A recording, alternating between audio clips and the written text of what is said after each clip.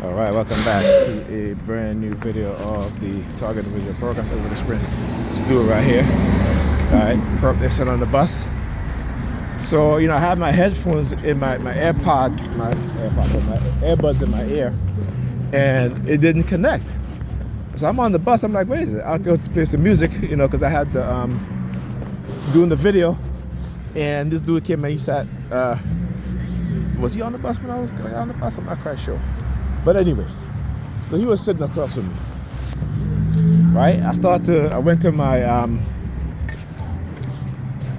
my Spotify, and went to play some.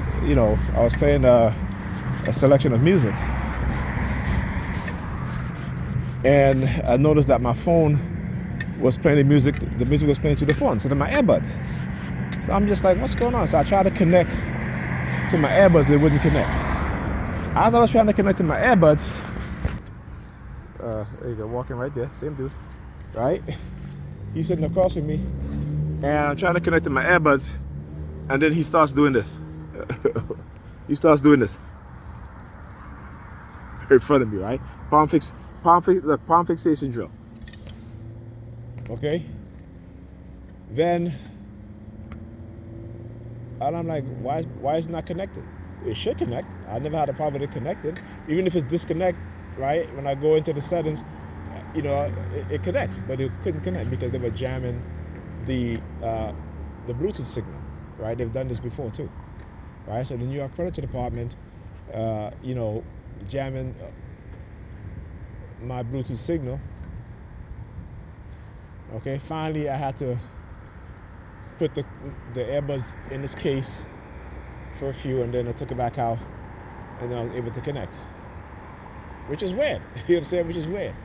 Usually they'll disconnect my Bluetooth. It'll say Bluetooth disconnected, right? You know what I'm saying? And then I just go into the settings and connect it again. But again, then once I connected it, right? Then he starts to do this hand signal, like, he's, the upside down peace sign, what have you, right? And I'm like, okay, yeah. So again, this is what they do to set this stuff up, right? This is what they do to how they plan this stuff, right? How they'll trigger Pam because they got her trained a certain way, with the honey traps, what have you, right? Because like I said, mind you, I've been there. I spent 3 nights over there, right? And then I went home. And then I spent Thursday night. I went home Wednesday night. Spent Thursday night so the kids can go to school early. And again, Ethan ended up leaving around 7:55 because he was just, I'm trying to get him out the house, and she comes in. Why are you yelling? I said, because he should have been out the house already. He had his breakfast. He's got clothes ironed. He ate, finished. I had to go brush his teeth, right? But he's there, doing other things except for what I tell him to do. Right? So he ended up getting to school late on Friday when he should have been at school on time. But this is what they'll do. This is microwave. This is, like I said, radio wave frequency. Right? When, he's looking for his belt, I'm like, Ethan, your belt is right there. But I recognize that because there are times when I'm looking for like my phone or something that's right in front of me and I can't see it. Right? Because the technology that they have is able to block out your eyes from seeing, and your mind from registering what it is that you see. Right? They've been doing it. So I said to him, Ethan, this belt right here? And he's like, oh, I didn't see it. I said, yeah, I know you didn't see it. It was right there. Okay? So I know, again, this is what they do. And the technology, like I said, it's classified. They just send me subliminal message saying, oh, that, that the technology was stolen. The technology wasn't stolen. The technology was given to the New York Predator Department, or they bought it, right? Particularly microchipping people. I'll show you guys an article from way back in 2004 of a police officer who had a chip implanted in his arm, right? He had a medical emergency, and they were able to extract his medical information from the chip in the arm. That was in 2004. Okay, so you know what I'm saying? So, in 2012, 2013, 14, all of a sudden they start talking about microchip for medical. They've been doing this shit since the 1990s, right?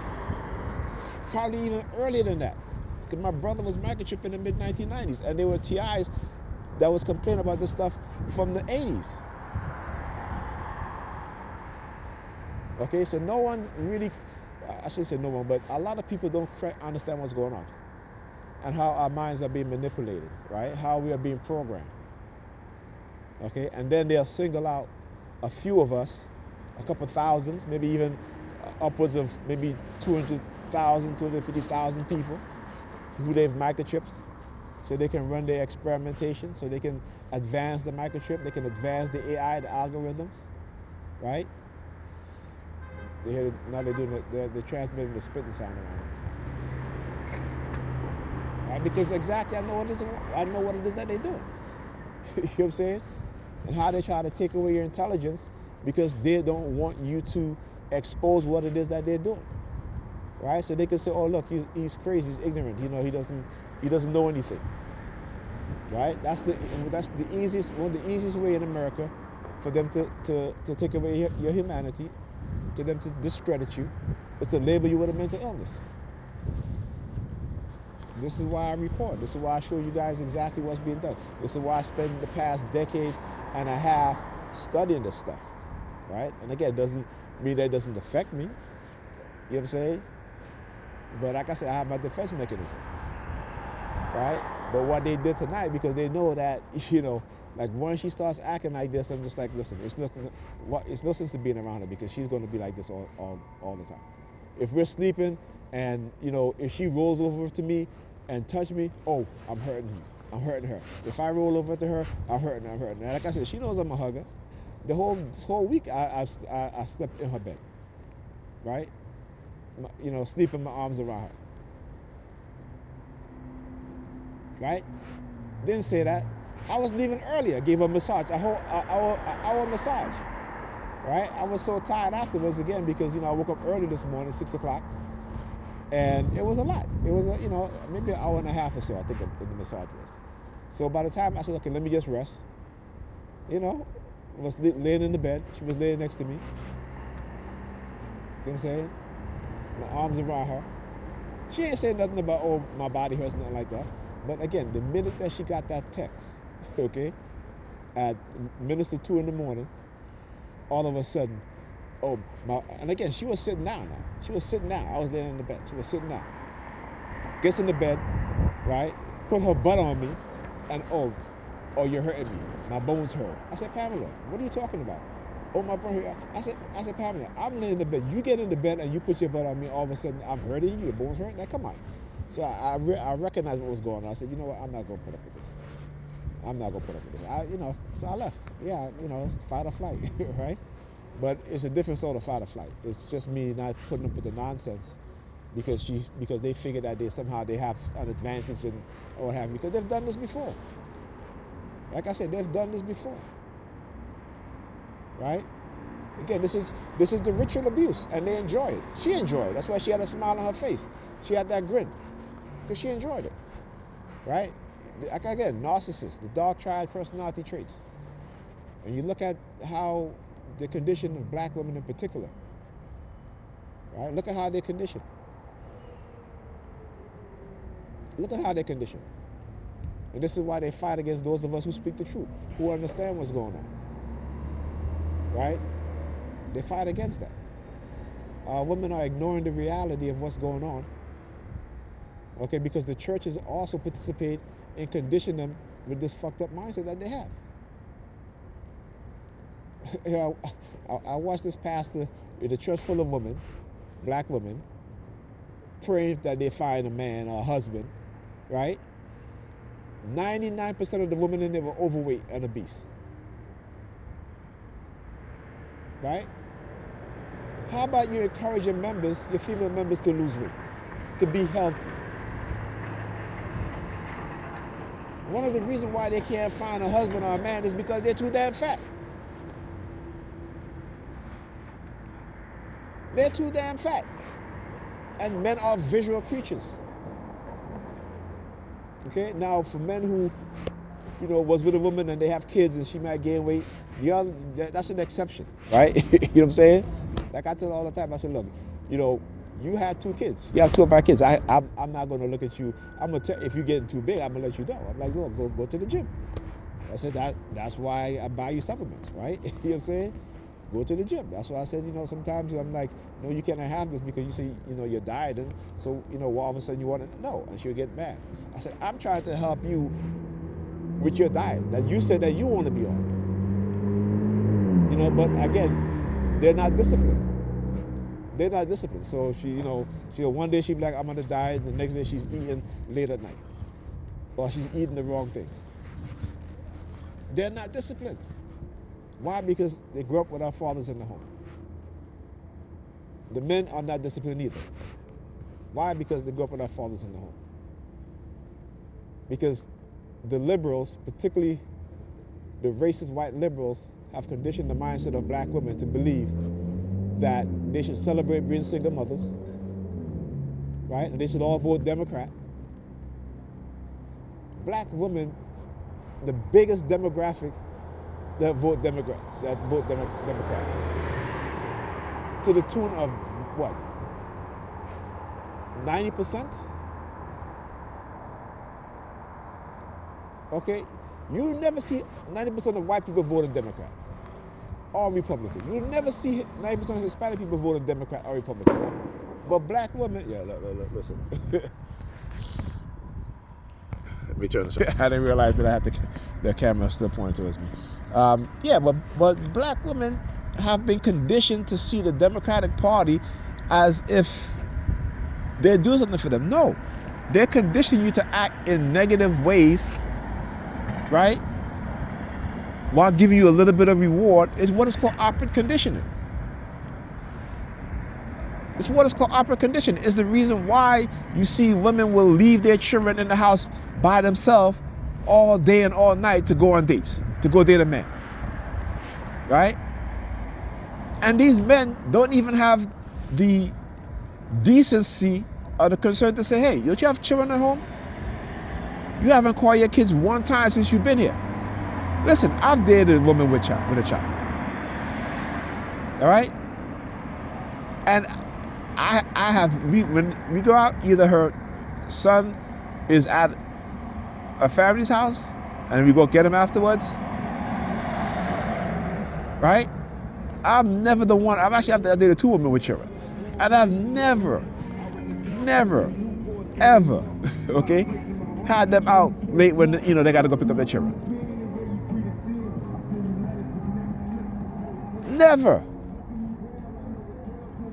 But you have these men who are honey traps. They are shills for white supremacists. They live in the community. You want to call them Pookie and Ray. Some of the Pookie and Rays are paid snitches who engage in the sabotage of black families, black relationships. Right? We are all conditioned that way. Right? Look at the women who will sleep with another woman's man, though they know he's married or he's in a relationship. They don't care. Because to them, they believe that they can take him away from her. I was watching one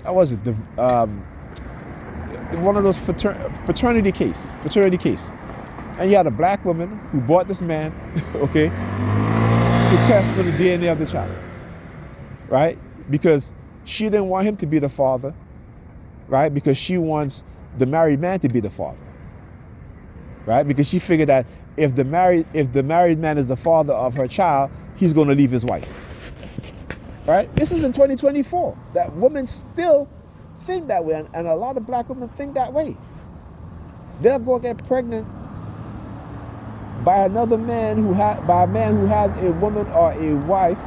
Well, New York Police Department, right? New York Police Department. What happened?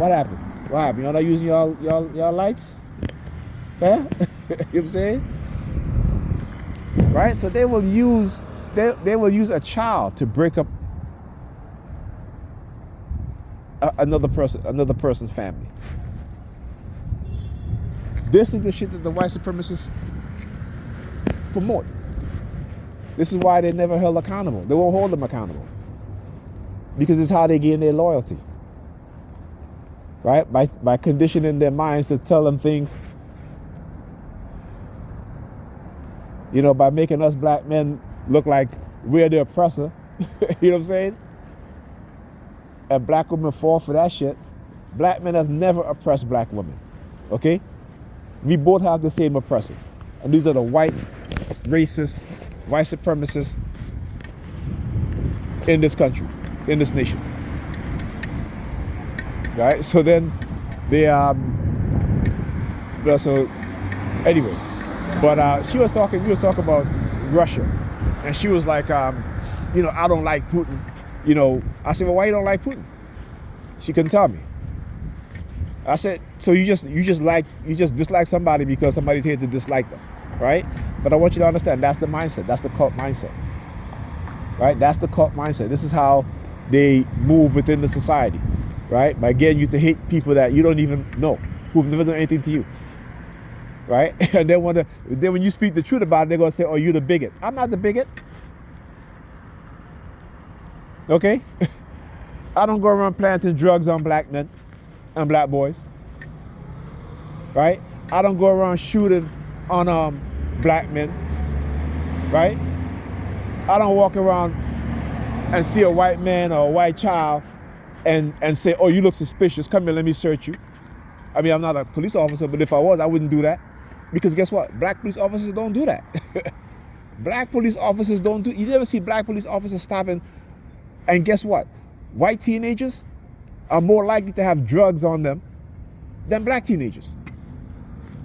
Okay? And that's the facts. White men are more likely to be found with drugs in them than black men. And that's a fact. Right? But then they're always trying to come up with this, "Oh, I'm the bigot." It's the same thing Malcolm X says. Malcolm X said it. Right? Malcolm X said it best. When you call them out, when you speak the truth about what it is that they do and who they are, all of a sudden you become the bigot. All of a sudden they want to say, "You're the racist." Right? As a black man, black people, we cannot be racist. There is no black supremacy. All right? There's only black people trying to uplift each other, right? Themselves and other black people. But the white racists don't want us to uplift ourselves and each other.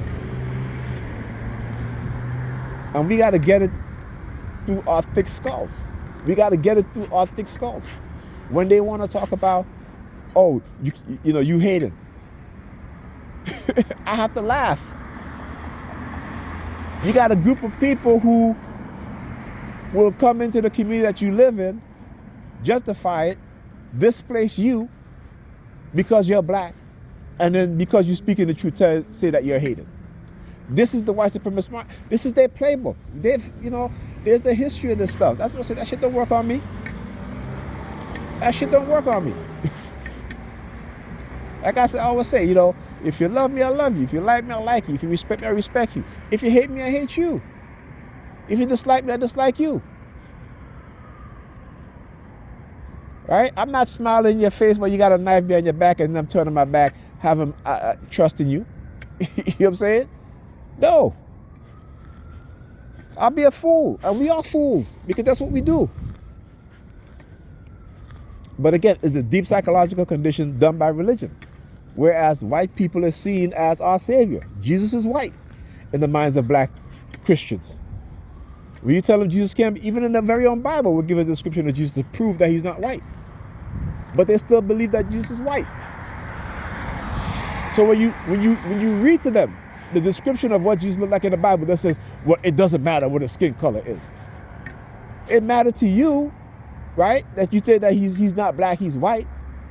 But as soon as you start reading the description of Jesus Christ in the Bible, what the Bible describe him as, all of a sudden his color don't matter. Right? This is what black people say, the black Christians. This is what they say. You know what I'm saying? So, I mean, come on now. Jesus' color matters to them as long as he's white. If he's black, then his color don't matter. Then his color matter what he is, Ridiculous, man, ridiculous. And this is the mindset. This is the colonized mindset that the vast majority of our people have. Okay? The colonized mindset of the vast majority of our people have. And they'll always, whenever they attack me like this, they'll always try to push religion on me. You can't, you can try, but it ain't gonna work. You know what I'm saying? The truth is stronger than the lie. All right? The truth is stronger than the lie. And I can never go back to the lie. It doesn't matter if they make me suffer or struggle, okay? It's the truth. Right? Now, I'm gonna have to wait a long time for a bus. Let me tell you. This is what they do. All right, let me check the bus schedule and I'll come back on the video. I gotta take my book bag off too. I can't be standing out here this long with my book bag on my back, even though I don't carry a lot of stuff in my book bag still. But this is what they do. This is what they do. And again, I'm sure you guys. And then, like I said, they will always show themselves, right? The cowards, some of the cowards would hide, but then when they feel emboldened, they'll come in there and show themselves, right? This is what they'll do. Oh, I haven't seen one of these in a long time. They usually,